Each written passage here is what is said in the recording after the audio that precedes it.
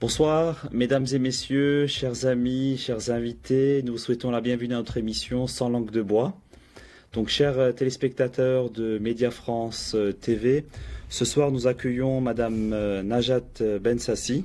Bonjour. Donc, nous vous souhaitons la bienvenue. Merci.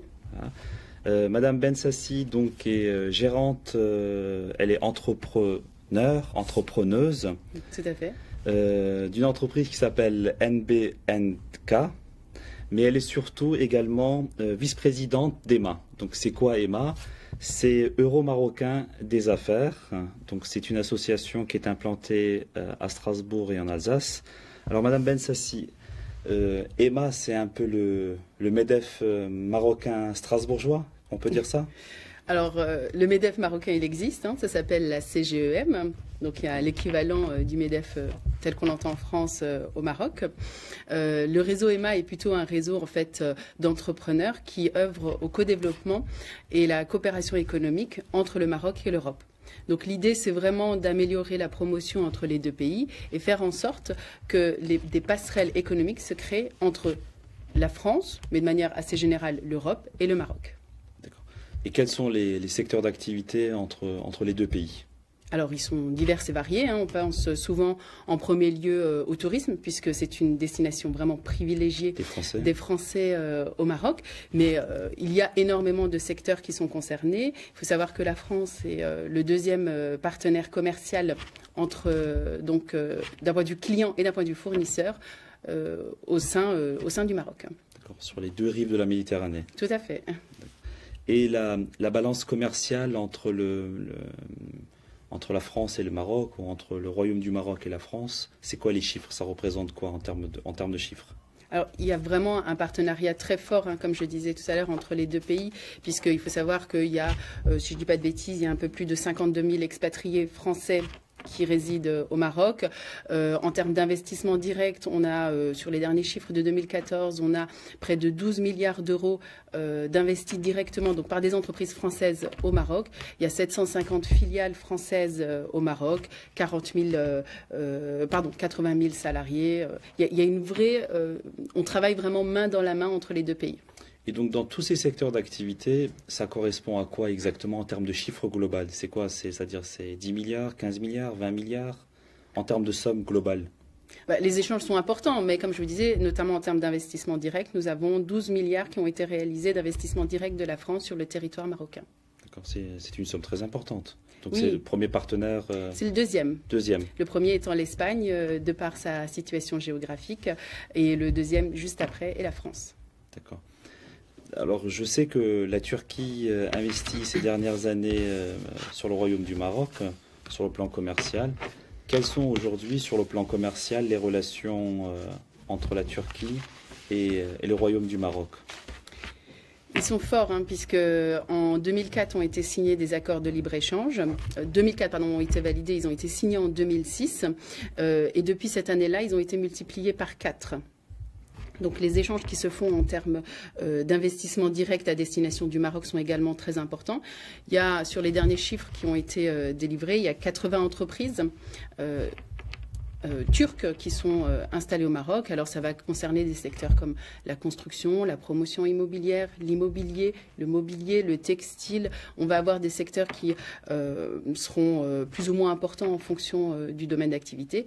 Mais on a une vraie présence aujourd'hui et un lien très fort d'ailleurs entre le Maroc et la Turquie. D'accord.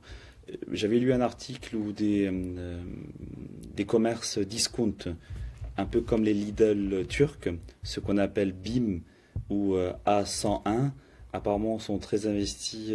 Je crois qu'il y a plus de 300 magasins sur tout le Maroc. Est-ce que lors de vos voyages, par exemple, au Maroc, ça vous est déjà arrivé de croiser un de ces commerces et de penser à la Turquie, dire, ouais, voilà, c'est un commerce turc? C'est difficile de ne pas s'en rendre compte. C'est quand même le premier distributeur, alors je n'allais pas le citer, mais c'est le premier distributeur de la grande distribution au Maroc. Il y a 359 magasins. Il y a tous les ans entre 50 et 60 nouveaux magasins qui s'ouvrent au Maroc. Il y a une vraie présence de cette antenne. Après, il y a d'autres réseaux de grande distribution qui sont également présents au Maroc, mais c'est vrai que cette antenne-là est très a une densité sur le Maroc assez importante. D'accord. Et elle est présente depuis combien d'années? Écoutez, j'avais regardé, je crois qu'elle est installée depuis 2009. Depuis 2009, donc grosso modo, ça fait depuis 8 ans. Donc oui. Depuis 8 ans qu'ils sont sur le marché, tout à fait. Sur le marché marocain. Et peut-être que c'est pas directement lié aux affaires commerciales, mais les films. J'ai entendu que les films turcs sont très regardés au Maroc. Est-ce que c'est le cas? C'est vrai, c'est le cas. Il fut un temps, c'était des films plutôt, j'allais dire... égyptiens? Oui, mais on a eu toute la partie aussi argentin sur la Colombie, enfin voilà. Et puis aujourd'hui, les films turcs, c'est vraiment la série qui est suivie au Maroc du début à la fin. Et tout le monde connaît en fait tous les prénoms des acteurs. Oui, c'est pour ça que je dis qu'il y a un vrai partenariat. On le voit d'ailleurs sur plein de secteurs et notamment audiovisuel. Et ce qui crée encore plus des liens vraiment très forts. Il faut savoir que la Turquie est la première destination des Marocains. Actuellement, parce que il n'y a pas de visa entre les deux pays, donc une facilité d'accès en fait entre les deux pays. Et aujourd'hui, c'est la première destination à l'étranger des touristes marocains. D'accord. Moi, ça m'est arrivé une fois, j'étais à Istanbul, je me promenais, donc des fois quand j'entends des personnes parler en langue française, je me rapproche un peu d'eux. Je dis, ah, vous venez de France et tout. Ils me disent, ah non, non, on vient du Maroc. Je dis, ah, c'est la première fois que vous venez en Turquie. Ils me disent oui. Et on commence à discuter d'Istanbul, de la Turquie d'une manière générale. Et lorsqu'on discute, tout de suite, la seconde ou la troisième question, c'est tout de suite le cinéma turc. Alors, comme les séries sont retraduites en langue arabe, oui. Je ne sais pas si c'est en dialectal ou en langue arabe, et il me pose des questions sur les acteurs. Ils me disent, vous êtes dans quel épisode actuellement en Turquie, et tout, etc. Et je vois qu'il y a un vrai phénomène, et il y a une vraie... c'est-à-dire que les personnes suivent ces séries avec beaucoup d'intérêt. Alors c'est le cas. Ne me posez pas des questions sur les acteurs ou les actrices parce que je ne saurais pas répondre. Mais en tout cas, c'est vrai, il y a un vrai attrait pour les séries turques au Maroc. D'accord. Et alors, on va parler un peu, je sais que vous avez plusieurs casquettes, vous êtes également présidente d'une autre association qui s'appelle Women Entrepreneurs, et avec l'intermédiaire d'une ONG, vous avez participé à une commission sur le statut de la femme aux Nations Unies en mars 2017. Est-ce que vous pouvez nous dire aussi quelques mots sur cette participation ? Ouais, c'était une très belle expérience. En fait, dans le cadre d'une ONG, j'ai participé à une commission donc, qui a lieu tous les ans. C'est Commission on Status of Women et qui a pour objectif, sur une thématique donnée, de travailler à améliorer la condition de la femme. Et cette année, donc en mars, l'objectif était justement l'autonomie économique, des femmes. Et nous avons travaillé. Donc c'est une commission qui a lieu au siège de l'ONU à New York, où nous rencontrons l'ensemble des ONG, l'ensemble des États, et nous travaillons sur différentes tables rondes avec des échanges de bonnes pratiques entre les ONG, les limites qu'elles ont rencontrées dans la mise en place des différents dispositifs pour améliorer la condition de la femme. Et l'objectif, c'est qu'au terme de ces 15 jours, on aboutisse à une résolution qui ensuite s'appliquera dans les différents États. D'accord. Donc dans le cadre des résolutions qui sont prises dans le cadre des Nations Unies, parce que tous les États sont membres. C'est ça. D'accord. Et pour en venir un peu par rapport à votre entreprise, dont vous êtes aujourd'hui la patronne, donc vous êtes la gérante, j'avais lu un certain nombre d'articles qui ont été écrits sur votre engagement, et vous disiez la gouvernance au féminin, un facteur clé pour la bonne santé des entreprises. Alors je veux dire, dans tout ça, NBNK, je veux dire, ça correspond à quoi? C'est-à-dire, est-ce que c'est réellement un atout ou pas? Je veux dire, vous avez une expérience quand même depuis un certain nombre d'années dans ce secteur-là. Est-ce que vous pouvez nous dire un peu votre sentiment et votre regard? D'accord. Alors, pourquoi j'avais dit ça? Effectivement, parce que, et ça rejoint un peu mes engagements par rapport aux Women Entrepreneurs, notre objectif, c'est vraiment de promouvoir l'ambition au féminin dans le domaine de l'entrepreneuriat et de la prise de mandats sociaux et politiques. Et l'idée, c'est vraiment de mettre en avant les femmes, parce que lorsqu'on regarde la société civile telle qu'on l'entend, celle de tous les jours, et qu'on la met en miroir avec nos institutions, on voit qu'il y a un écart, on voit que ça ne correspond pas. Et l'idée, c'est justement de pouvoir ne plus avoir cette sensation d'une image un peu photoshopée entre cette image qu'on voit dans nos institutions et ceux qui nous dirigent et une réelle représentativité des femmes. Donc notre objectif, c'est vraiment celui-ci, c'est de dire comment est-ce que la représentativité des femmes peut faire qu'on améliore en fait nos institutions, les causes liées à l'entrepreneuriat, la prise de mandats sociaux et politiques, pour être tout simplement avec un reflet plus cohérent par rapport à la société civile.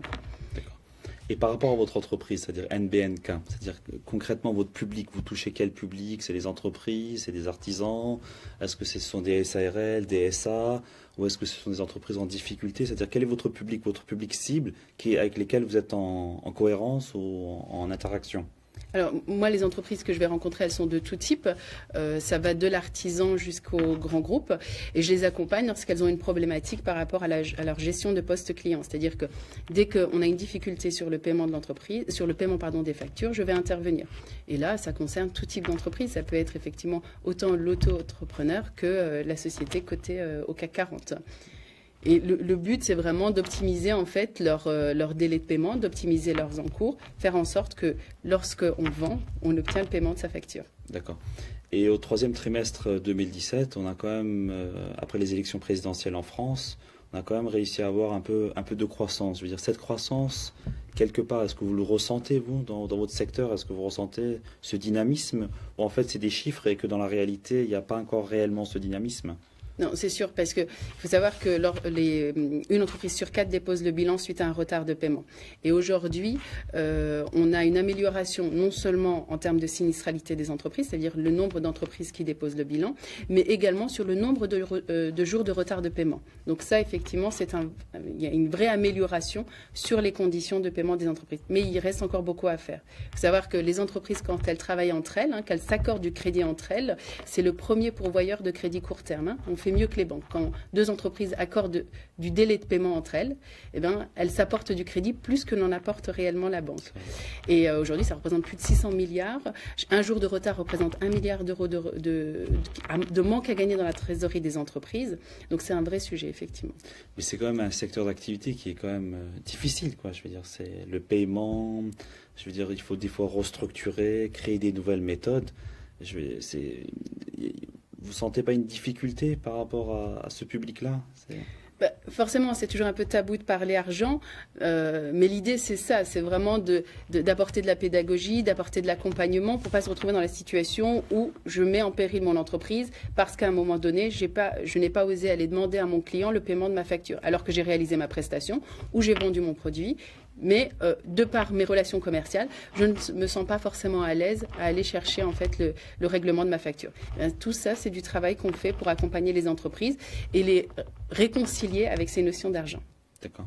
Juste pour revenir un peu par rapport à EMA, c'est-à-dire Euro marocain des affaires. C'est une nouvelle structure, vous nous avez dit que c'est une nouvelle structure. Concrètement, c'est-à-dire que dans les 6 mois ou dans les années à venir, ou par rapport à votre calendrier, votre agenda de l'année 2018, est-ce qu'il y a des événements? Je sais que vous avez organisé un dîner d'affaires à la place de la Bourse. J'en avais entendu parler par l'intermédiaire des réseaux sociaux qu'il y avait énormément de monde. Est-ce que vous pouvez dire un peu plus sur EMA? Vous l'avez présenté globalement, mais concrètement, là, dans les mois à venir, dans les semaines à venir, je veux dire, quelles vont être vos activités à court, à moyen et à long terme? Alors, on n'est pas si jeune que ça, puisqu'on existe quand même depuis 3 ans. On a mené différentes actions. Pour vous donner quelques exemples, en octobre de l'année dernière, on avait reçu le président de la Caisse centrale de garantie pour justement du Maroc pour travailler sur comment je garantis en fait les investissements que je réalise au Maroc. En mars dernier, on a mené un atelier avec l'ADIRA sur les défis de l'entrepreneur. L'agence de développement. Tout à fait, sur les défis de l'entrepreneur du Grand Est. Nous avons à ce moment-là également reçu Madame Selwa Demnati, qui est donc la présidente de commission de partenariat donc des Marocains du monde à la région de Tanger Tétouan Hoceima, qui est venue parler des opportunités d'investissement, puisque faut savoir que sur cette zone-là, qui est donc avec une grosse zone franche et aujourd'hui est vraiment un terrain fertile pour les entrepreneurs qui souhaitent investir. Donc on a présenté ces éléments-là et effectivement on avait mené en juin dernier un iftar des entrepreneurs franco-marocains, où on a fait venir, on avait quasiment une centaine d'invités.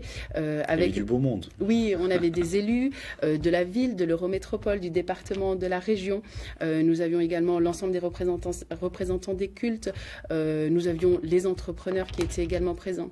Ça rejoint un peu notre idée, c'est tout le temps de dire comment est-ce qu'on fait pour créer des passerelles, comment on fait pour créer des ponts. Là où certains essayent de construire des murs, là où certains essayent de mettre des barrières, nous, comment on fait pour pouvoir avancer main dans la main. Bravo. Et justement, pour avancer main dans la main, vous m'aviez parlé que vous étiez donc cette semaine ou la semaine dernière dans la semaine de l'entrepreneuriat. Oui. Est-ce que vous pouvez nous dire aussi quelques mots sur cette semaine de l'entrepreneuriat? Alors en fait, cette semaine de l'entrepreneur européen, c'est une semaine qui est organisée et portée par la ville et l'Eurométropole de Strasbourg, qui s'inscrit en fait dans la Global Entrepreneurship Week, donc qui est au niveau mondial. Et tous les ans, il y a une semaine qui est dédiée à l'entrepreneur. Et comme c'est organisé avec l'Eurodistrict Strasbourg-Ortenau, et puis les liens forts que nous avons avec nos voisins allemands, cette semaine est appelée la semaine de l'entrepreneur européen. Donc ça fait 3 ans avec l'association Women Entrepreneurs que nous participons à cet événement. Nous avions il y a 2 ans mené un speed meeting avec des conférences. L'année d'après, nous avons reçu Magali Poulaillon, qui est venue parler de son parcours. Et cette année, nous avons mené en fait 3 tables rondes sur le financement de la création d'entreprises. On voulait un événement un peu plus opérationnel et on l'a fait avec Alsace Business Angels, Femmes Business Angels, Financement Participatif France et la Caisse d'épargne. Et ça a eu un réel succès puisqu'il y a eu une vraie demande et il y a une vraie interactivité entre les différents interlocuteurs. Et je pense qu'on va le refaire parce qu'il y a vraiment eu un vrai attrait pour cette thématique. En fait, concrètement, vous êtes vraiment la gouvernance au féminin, quoi. Je pense que vous êtes quand même une perle rare dans ce milieu. Je ne sais pas s'il y a beaucoup de Françaises d'origine marocaine comme vous investies dans le domaine de l'entrepreneuriat. Il y en a plein. Et d'où mon travail qui est vraiment celui-ci, et pourquoi je m'investis beaucoup dans l'ensemble de ces secteurs-là, c'est parce que j'ai envie de rendre visibles ces personnes-là, j'ai envie de leur dire effectivement qu'il faut oser, mais au-delà d'oser, c'est comment je fais pour me donner les moyens pour pouvoir y arriver. Quand je donne un exemple, comme je parlais tout à l'heure du financement des entreprises, si je prends 100 startups en France, seuls 13 ou 15 vont être effectivement, qui vont lever des fonds, seuls 13 ou 15 vont être des startups dirigées par des femmes. Aujourd'hui, c'est la question de se dire comment je fais pour que plus de startups dirigées par des femmes arrivent à lever des fonds. Aujourd'hui, le ticket moyen qui est levé sur ces startups-là, en termes de fonds, il est 2 fois moins important lorsque c'est une start-up qui est dirigée par une femme. Donc la question n'est pas de dire pourquoi un homme lève plus de fonds qu'une femme. C'est de dire comment une femme peut lever autant de fonds, si ce n'est pas plus, sur ses projets. Donc je suis beaucoup dans le faire. Ma question à laquelle j'essaie toujours de répondre, c'est comment je fais. C'est pas pourquoi c'est comme ça, mais comment je fais. Et on œuvre vraiment, d'ailleurs, dans une démarche de mixité. L'idée, c'est pas de faire quelque chose contre les hommes. C'est bien au contraire, c'est de dire comment on travaille ensemble et on avance ensemble. C'est pas de prendre à l'un pour donner à l'autre. C'est ce qui est réalisé par les hommes peut tout à fait être réalisé par les femmes de la même manière. D'accord. Chers téléspectateurs, comme vous avez pu le constater, je veux dire, Madame Bensassi a plusieurs titres, plusieurs fonctions. Je pense que ça demande énormément d'investissement, d'engagement. Je pense que ça prend beaucoup de temps parce que c'est beaucoup de bénévolat et du professionnalisme, mais c'est aussi beaucoup d'investissement personnel. Et alors, j'ai aussi entendu parler d'une association qui s'appelle Entreprendre pour apprendre. Oui. Alors, apparemment, vous êtes marraine dans un collège ou lycée. Est-ce que vous pouvez nous dire aussi quelques mots sur ça? Alors ça, c'est une vraie source de jouvence pour moi. C'est une association qui s'appelle Entreprendre pour apprendre, qui est également à dimension mondiale. Mais moi, je suis sur le réseau Entreprendre pour apprendre Grand Est. J'ai fait l'expérience l'année dernière d'accompagner une classe de collège du collège d'Haute-Pierre Truffaut sur un projet de mini-entreprise. Donc ce sont en fait des élèves qui décident de créer une mini-entreprise et qui vont la créer de bout en bout. Ils vont créer leur organigramme, ils vont se répartir les rôles, ils vont créer l'objet de l'entreprise, ils vont créer le prototype, ils vont chercher des fournisseurs, ouvrir un compte en banque, vendre leurs produits, vraiment toute la vie d'une entreprise. Et l'idée, c'est vraiment de sensibiliser les jeunes et les moins jeunes, puisque ça va de l'école primaire jusqu'à l'école de commerce, de les sensibiliser à l'entrepreneuriat et de les réconcilier avec l'entrepreneuriat, et aussi de prendre la pleine mesure de ce qu'est l'entrepreneuriat. Donc je l'ai fait l'année dernière et j'ai été piquée au vif, et donc voilà, je me relance cette année toujours avec le Collège Truffaut. C'est un élément très important parce que souvent, dans la société dans laquelle nous vivons, les jeunes n'ont pas la conscience du milieu professionnel. C'est-à-dire que souvent, ils sont donc encadrés par leur famille, ils arrivent au collège et même à proximité du baccalauréat, et ils savent toujours pas qu'est-ce qu'ils veulent faire dans la vie active. Et je pense que c'est important dès leur jeune âge de les sensibiliser sur le milieu professionnel, l'entreprise, parce que c'est les entreprises qui sont les producteurs de nos richesses en France. Donc c'est important que les jeunes, dès leur jeune âge, puissent prendre conscience de ces réalités-là. Non, mais c'est sûr. Et puis, et l'entrepreneuriat est une des voies. C'est pas forcément la voie pour tous, mais c'est une des voies. Et à partir du moment où on les sensibilise à ces thématiques-là et on leur permet en fait de se frotter vraiment à la réalité de l'entreprise, même si on est sur un modèle réduit de l'entreprise, mais ils rencontrent toutes les difficultés et ils se confrontent à toutes les problématiques de l'entrepreneur, ça leur permet soit effectivement de se dire demain c'est ce que j'ai envie de faire, ou alors de se dire l'entrepreneuriat c'est pas pour moi, ma voie est autre. Mais lorsqu'on offre le choix, on a le choix et on peut décider. Lorsqu'on n'a pas le choix, on se retrouve un peu des fois dans des voies de garage et on se retrouve à 30 ou à 35 ans à se poser la question ou à se dire je n'ai pas choisi réellement ce que je voulais faire. D'accord. Alors nous arrivons à grands pas à la fin de notre émission.